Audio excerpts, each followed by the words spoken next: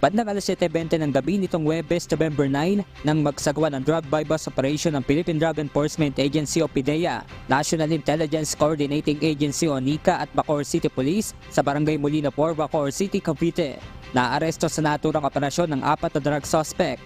Nasabat naman sa mga ito nasa 3,500 grams ng hinilalang shabu na may tinatayang halaga na 28.3 million pesos, cellphones at logbook na may listahan ng umano'y transaksyon ng mga naarestong suspect.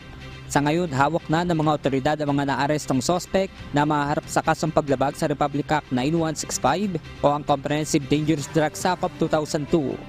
Diyos ang aming sandigan, serbisyo publiko ang aming pinahahalagahan.